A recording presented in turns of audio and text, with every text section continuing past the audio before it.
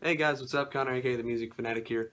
Finally, coming back to you guys with another album review. I haven't done one of these in probably over a year, so it's probably due that I do another one. So the question must be asked, after this quite long hiatus that I've had of only uploading guitar and bass covers, you might ask yourself, what album do you plan on reviewing for us?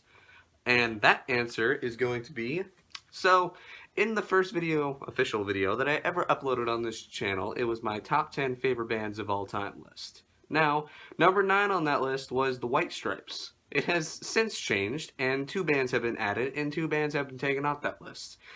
Blink-182 has been added to that list at sitting at number 8, and number 9 is the band My Chemical Romance, so the White Stripes and Tool have been taken off that list. I love both those bands still, but I've grown to love those bands a little more. My ninth favorite band of all time, formerly, was the band The White Stripes. The lead singer of that band is Jack White.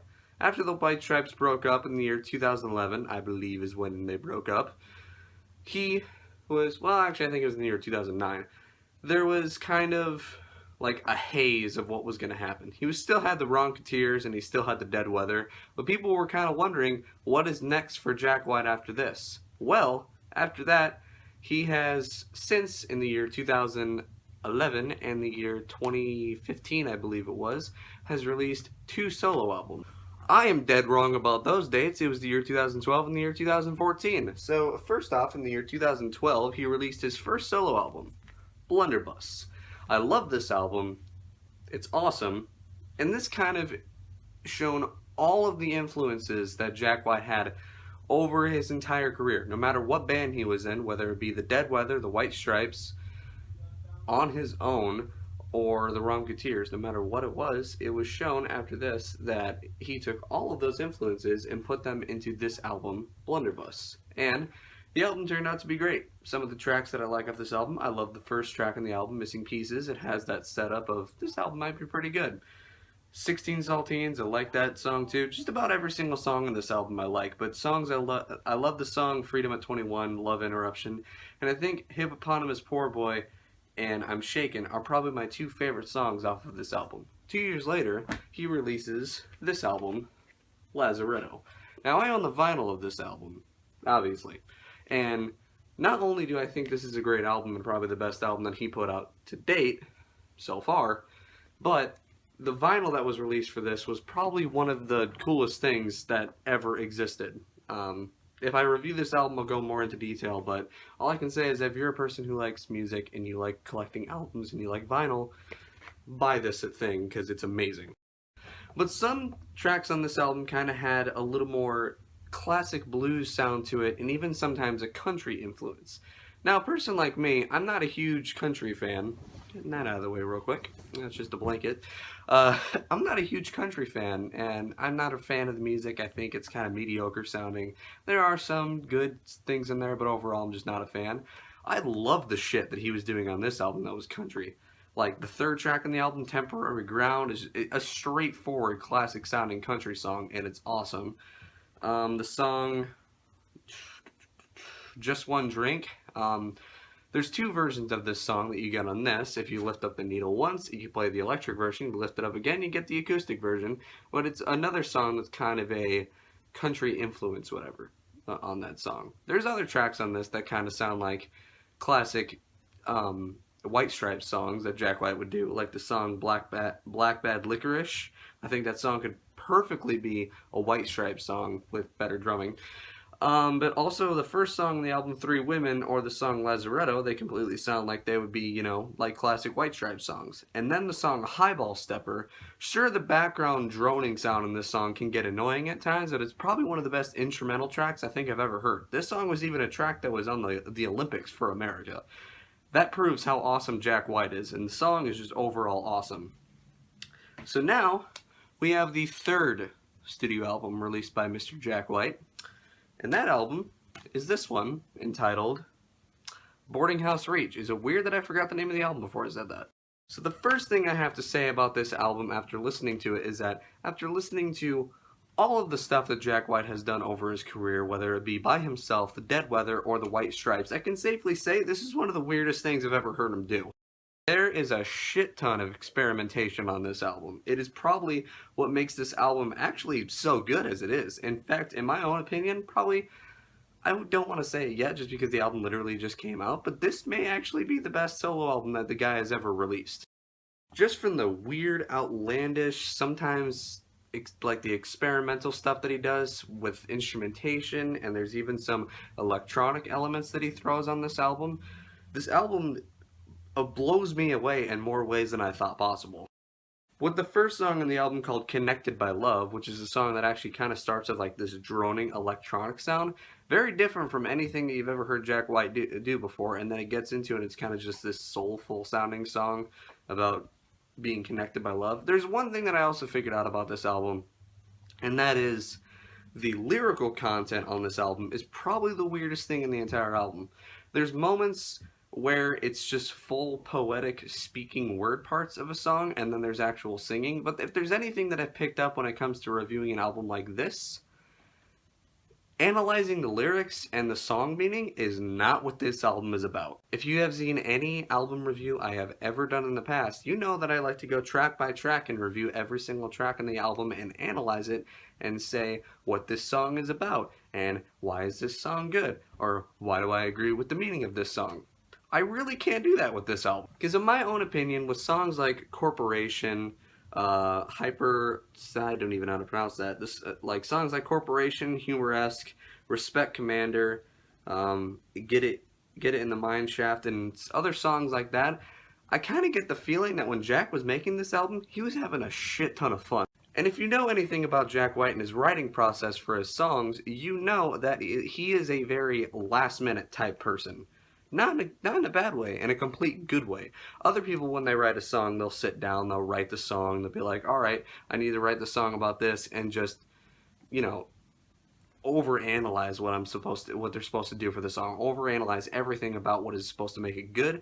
Jack White, on the other hand, it's the day before the person is about to come in and help him record the song, and he is writing the song that night. He is also very much like this when he plays live. Unlike other performers, before he goes on stage, whether it be with whether it would have been with the White Stripes by himself or any other band, he does not plan a set list. There is no plan of anything that he's going to do. His plan is, I'm going to go out there, I'm going to perform, I'm not going to bask in the glory of what I'm doing because I feel like that could get in the way of the performance. I'm going to go out there, and whatever step is next is what I'm going to take. He is always thinking ahead of himself, and I can very much hear that on this album.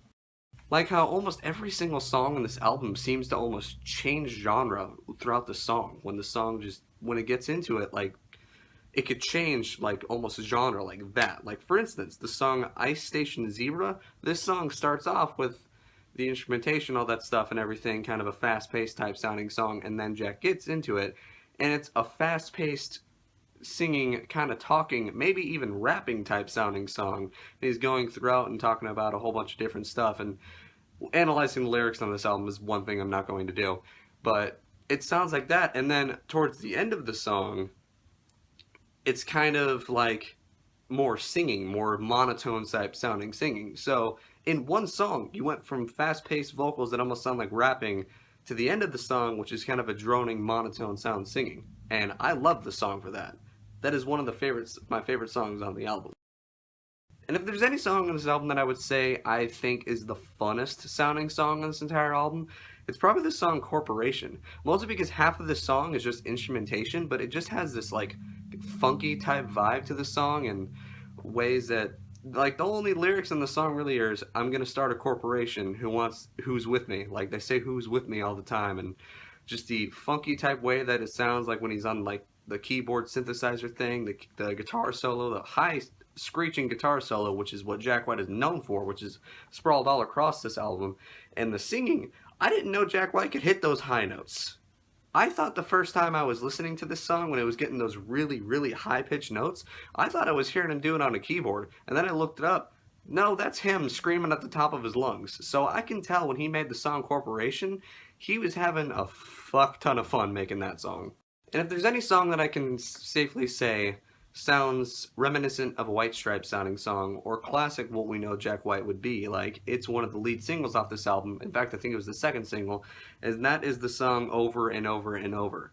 This song is a very kind of fast-paced, blues-sounding, almost punk-sounding song. The only thing that has reminiscence of newer Jack White sound on it is the almost operatic vocals that happen in the background with like the choir singing and all that stuff and everything. Other than that, this song is a shit ton of fun and is a straightforward blues-sounding punk, almost punk blues type sounding song. But other than the really fun, you can tell they're having a good time in the studio making tracks on this album, there's also kind of the weird, outlandish, spoken word, poetic type sounding songs in this album, and nowhere is this in this album is that more prominent than the song Everything You've Ever Learned. First off, the beginning of this song is very weird. It is Jack White in a very monotone, almost like hypnotic sounding voice saying hello and welcome to everything you've ever learned, and he kind of just repeats that over and over again. The song gets into it, and it's heavy instrumentation with Jack screaming in the background or yelling in the background. He's not singing a word on this song, and this song is very short, but it's just him like saying stuff like, says, do you want everything, that you can have everything, but what is everything worth? And other parts in the song where he's like, do you want to question everything, then think of a good question. It's like, it almost like, sounds like he's giving a speech, like in front of people, like he's trying to like, I don't know, start the revolution or saying something like that, like just saying stuff in the background, and he's like yelling it and all that stuff. There's really no part of singing this entire song, but honestly, I kind of like it for that. It's kind of that weird, outlandish, experimental type sounding song that I can just get behind for some reason. If I were to play it for one of my friends, they'd probably just be like, dude, what the fuck are you playing for me right now? And a lot of this album has that stuff. This album is probably not that much commercial-wise. Like, you can't really market this album all that much. It's kind of one of those things where it's like, hey, do you like Jack White? Go out and listen to his new album. It's just one of those things. It's not one of those, oh my gosh, the new former lead singer of the White Stripes just released a new album. I mean, it is that, but there's also just like weird sounding stuff in this album. And the other kind of weird sounding poetic song that is more instrumentation plus like almost a poem type thing is the song called Esmeralda Steals the Show. The entire poem of this, what I take away from it is like, nowadays whenever people go to a show, and instead of basking in the glory of what is in front of you and watching an artist or watching something, instead everyone is hiding behind their phone and they want to film stuff. And Jack White is very, very outspoken about that. In fact, if you go to a Jack White show, there is a ban on cell phones. If you're watching Jack White, watch Jack White, put your goddamn phone down. And especially lines in this song like this where they say, fools desire distraction and not take to heart. Their faces to their gadgets fall south, ignoring the beauty of the fog and the hill. And at the end of the song, it says that as the babe bravely stared down the herd, and she played not a note, only one moment spoke these simple, poignant 5 words: "You people are totally absurd." So it's kind of like one of those things where I feel like Jack in this is talking about like the whole don't have your cell phones at a show. Enjoy things that are in front of you, because these gadgets that they're giving us and everything are taking away from real experiences. And I kind of commend the show for that, but goddamn am I a hypocrite for liking that and everything and standing for that and everything. I'm like, put your phones down. Yet when I saw the Foo Fighters back in November, I think I put every single song they played on my Snapchat story.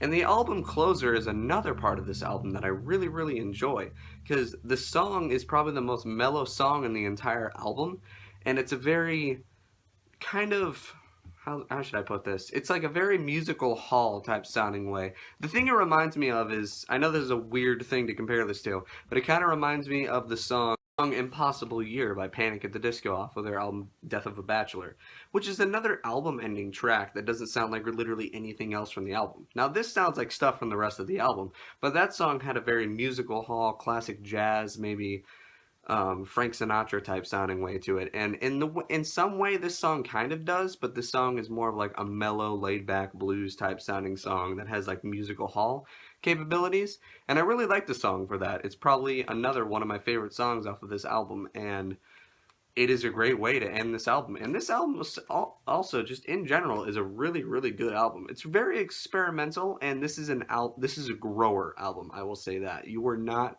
going to fall in love with this album the first time you hear it. It's probably going to take you a few listens, A, to get through the entire thing, because it took me 3 tries before I finished the entire thing, and then 2, you're going to want to listen to it a few times, because after a while, it's one of those things where a song that you really didn't like, well, you'll just see like the beauty of the song or see why it's so good and everything. I'd say that the only drawbacks of this album is, even though I like how weird this album is, sometimes it's so outlandishly weird that it's at a point where I'm kind of like, okay, maybe this is a little too weird. Like in the song, sorry if I mispronounced this, this song is a weird title.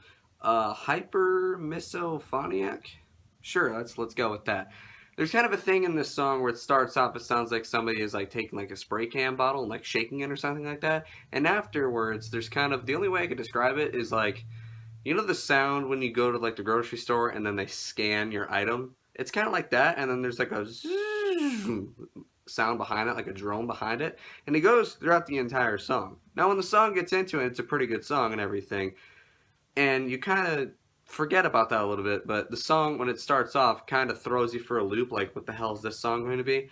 And another song that is just kind of really outlandishly weird is the song Get in the Mine Shaft. The song starts off really quietly, and then it's Jack White talking about the first time he ever picked up a piano or like played a piano. Said he went into an abandoned house, went into a room, there was a piano there, didn't know how to play piano, put his hands across the keys, sat there for hours trying to do a melody, and then he played 3 keys at the same time. So basically he made a chord on the piano. And then the rest of the song is kind of just a weird instrumental, like in the background, like the vocals are like really robotic and electronic sounding. I'd say it's like the only song on the album that I don't really like. Like, there's elements of songs on this album that I like and I don't like, but this is the one song where I think is probably just the one that I would skip.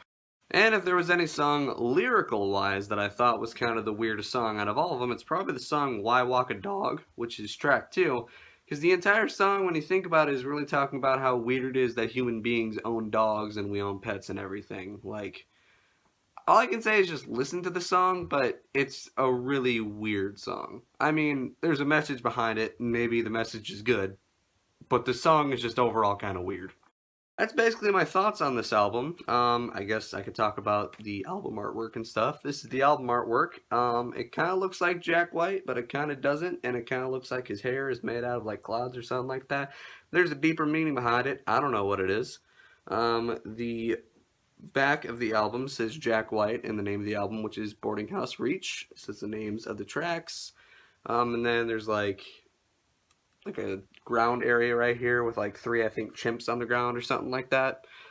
Opening up, the CD is, I don't want to say disappointing, but it's just that. It is just blue and it has the name of the album, and yeah, just has the name of the album and stuff right there. It's probably like the setup that he uses to record and everything. It's an analog tape.